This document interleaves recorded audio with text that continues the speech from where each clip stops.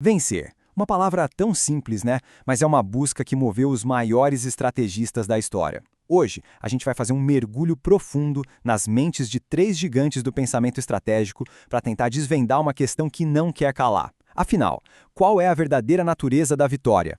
E olha, essa é uma pergunta que vai muito além de um campo de batalha. Será que vencer é simplesmente esmagar o oponente? Ou será que tem uma astúcia mais sutil por trás disso?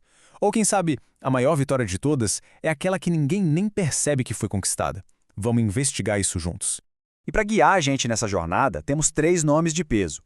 Sun Tzu, o mestre da guerra psicológica, Maquiavel, o arquiteto do poder como ele é, e Clausewitz, o grande filósofo do campo de batalha. Eles viveram em épocas e lugares completamente diferentes, mas como a gente vai ver, as ideias deles se conversam de um jeito impressionante.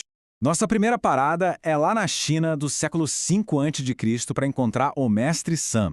A visão dele é tipo a base de todo o pensamento estratégico. E ele já chega com uma ideia que é quase poética, mas que tem um poder, olha, imenso.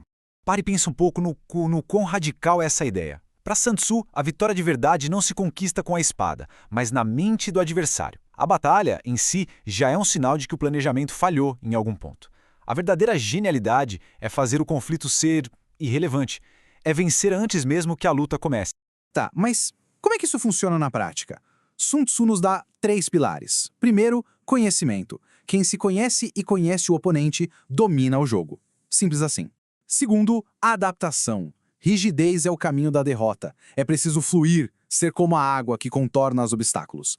E por último, eficiência. Para que destruir tudo? A destruição é um desperdício. O objetivo é conquistar, não aniquilar. É preservar os recursos.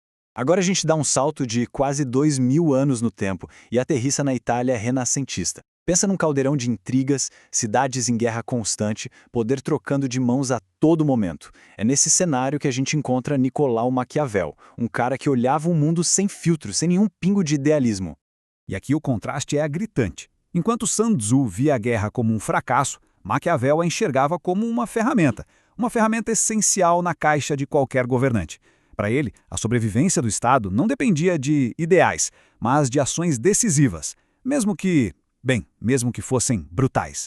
O pensamento de Maquiavel é de um pragmatismo brutal. Ele dizia que, para manter a ordem, um líder precisa às vezes agir de forma que seria considerada imoral. Ele também foi um dos primeiros a sacar que percepção é poder. Controlar a narrativa é tão importante quanto comandar um exército. E no fim das contas, tudo se resume à virtude, à coragem, à habilidade e à inteligência para dominar os caprichos da sorte, que ele chamava de fortuna. Para fechar o nosso trio de gigantes, vamos para a Prússia do século XIX conhecer o general Karl von Clausewitz. Ele viveu no meio do caos das guerras napoleônicas e tentou criar uma teoria que unisse o idealismo de Sun Tzu com o pragmatismo de Maquiavel. Ele é, sem dúvida, o grande sintetizador. Essa frase aqui talvez seja a mais importante de toda a teoria da guerra. Clausewitz nos obriga a ver o conflito não como um caos sem sentido, mas como um ato político, calculado. A violência não é o objetivo final, é um instrumento, um meio para alcançar um objetivo político. É a razão e não só a paixão que está no comando. Clausewitz nos dá um verdadeiro mapa para navegar a complexidade da guerra. Primeiro, ele fala da névoa da guerra, a ideia de que todo estrategista opera no escuro com informações faltando. Ou seja, nenhum plano sobrevive intacto ao contato com a realidade. Depois, ele traz a trindade paradoxal. A guerra é esse equilíbrio instável entre a razão fria do governo, a paixão quente do povo e o acaso, a sorte, no campo de batalha. É a mistura desses três mundos que define o conflito. Então a gente tem o idealista, o pragmático e o realista. Três visões bem diferentes, certo? Mas, se a gente olhar com um pouco mais de atenção, por baixo das diferenças de época e de estilo, encontramos um terreno comum surpreendente. É como se todos eles estivessem, na verdade, escalando a mesma montanha, só que por lados diferentes. Dá uma olhada nisso aqui. Mesmo com milênios e continentes de distância, eles chegaram às mesmas verdades universais. Primeiro, a adaptação é vital. Ser rígido é fatal. Segundo, o conhecimento profundo, seja do inimigo, da natureza humana ou do cenário político, é a base de tudo. E por fim, a economia de meios. Não se deve desperdiçar vidas e recursos em busca de objetivos que não dá para alcançar. E agora uma pequena curiosidade. Tanto Sun Tzu quanto Maquiavel escreveram um livro com o mesmíssimo título, A Arte da Guerra. Seria uma homenagem, plágio ou só uma grande coincidência? A resposta é pura coincidência. Maquiavel escreveu sua Arte da Guerra há mais de 250 anos antes da primeira tradução do livro de Sun Tzu no Ocidente. Isso é uma prova fascinante de que grandes ideias estratégicas podem surgir de forma independente, simplesmente como uma resposta aos desafios universais da condição humana. Ok, muito legal tudo isso, mas por que essas ideias tão antigas ainda importam hoje? Porque elas não são peças de museu de jeito nenhum. Elas estão vivas e estão moldando nosso mundo agora, desde as salas de reunião de grandes empresas até os corredores do poder político. Pensa bem, a tal estratégia do Oceano Azul, que ensina as empresas a criarem novos mercados em vez de brigar pelos que já existem, isso é puro Sun Tzu.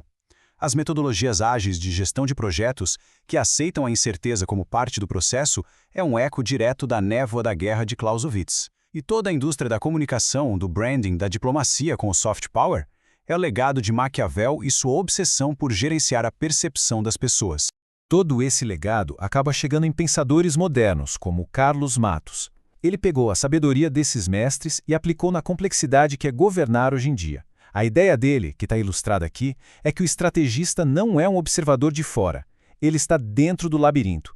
Ele precisa navegar da situação inicial para a situação objetivo, sabendo que outros jogadores também estão movendo suas peças e que a névoa da guerra de Clausewitz está em todo lugar. É a síntese final para o nosso tempo. E no fim, a pergunta volta para a gente. Diante dos nossos próprios desafios, seja na carreira ou na vida pessoal, quem seria o nosso guia?